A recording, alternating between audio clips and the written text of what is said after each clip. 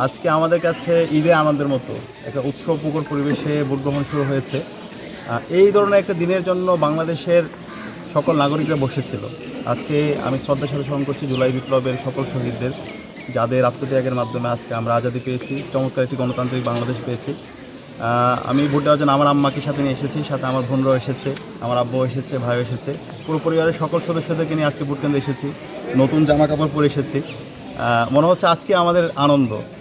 গত 16 বছরে আমাদের আনন্দ ছিল না। সব সময় এই অঞ্চলে যেভাবে জুলুম নির্যাতন করা হয়েছে, মানুষের যে মুক্তির লড়াই, সেই লড়াইটা ইনশাআল্লাহ আজকে ভোট উৎসবের মাধ্যমে, আমাদের প্রতিনিধি বাছাইয়ের মাধ্যমে ইনশাআল্লাহ আমরা পাবো।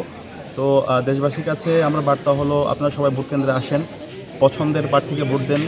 ইনসাফের পক্ষে যারা প্রতিনিধিত্ব করে, যারা সত্যের কথা বলেছে, যারা জুলাইয়ের আকাঙ্ক্ষাকে ধারণ করে, যারা সংস্কারের পক্ষে, এবং যারা চাঁদাবাজি, টেন্ডারবাজি, সন্ত্রাস, রাহাজানির বিরুদ্ধে যারা জিরো টলারেন্স নীতি ঘোষণা করেছে, এবং যারা 1.5 বছর জুড়ে বিপ্লব পরবর্তী তাদের কথা এবং কাজের মধ্যে মিল রেখেছে, তাদেরকে আপনারা আপনাদের প্রতিনিধি হিসেবে বাছাই করেন।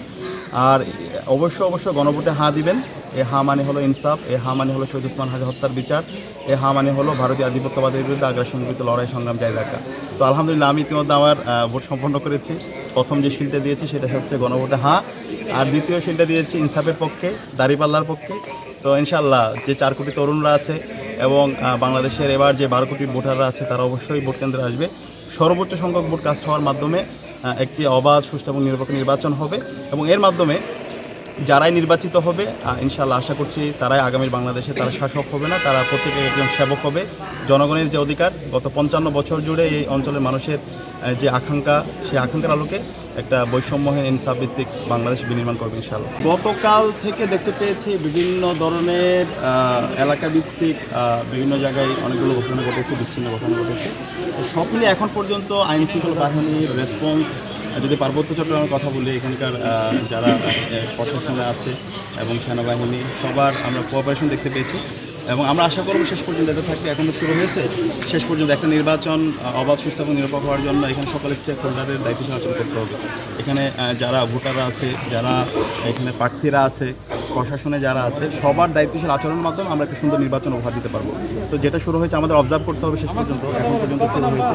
আমরা চাই শেষ পর্যন্ত একটা উৎসবমুখর পরিবেশে এই আয়োজন চলতে থাকুক, এবং ইনশাআল্লাহ এই নির্বাচনের মাধ্যমে গণতন্ত্রের বিজয় হবে। এখানের মাধ্যমে জামাত ক্ষমতায় আসুক অথবা বিএনপি ক্ষমতায় আসুক, যে আসুক, সুস্থ একটা নির্বাচনের মাধ্যমে আমরা আশা করি গণতন্ত্রের বিজয় হবে, জুলাইয়ের আকাঙ্ক্ষার বিজয় হবে, শহীদদের আকাঙ্ক্ষা বিজয় হবে। তো এই জায়গায় আমরা আশা করবো সবাই দায়িত্বশীল আচরণ করবে, শেষ পর্যন্ত সুন্দরভাবে এই নির্বাচন কার্যক্রম চলতে থাকবে ইনশাআল্লাহ।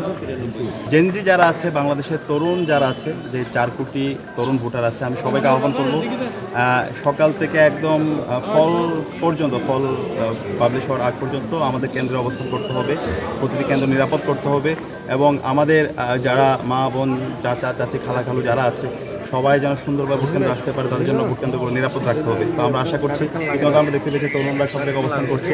তো এই যে এখন তরুণরা আছে, শেষ পর্যন্ত যেন তরুণরা থাকে, এবং এটাকে নিয়ে একটা আমেজ তৈরি করা, আমেজের তারা এখানে আশেপাশে থেকে তাদের ক্রিকেট খেলা অথবা অন্য কোনো খেলাধুলার মাধ্যমে উৎসবমুখর পরিবেশে ভোট কার্যক্রম যেন ঠিকমতো হয়, সেটা ওয়াচডগের ভূমিকা পালন করা। তো সেই আহ্বান থাকবে। ইতিমধ্যে তরুণরা আছে, এবং প্রত্যেকটা জিনিস যেন তারা ডকুমেন্টেশন করে। তো আমরা আশা করছি তারুণ্যই এই পুরো নির্বাচনটাকে সুন্দরভাবে বাস্তবায়ন করার জন্য প্রহরী ভূমিকা রাখবে, এবং আমি তরুণদেরকে সেই আহ্বান জানাচ্ছি, এবং আমরাও থাকছি ইনশাআল্লাহ।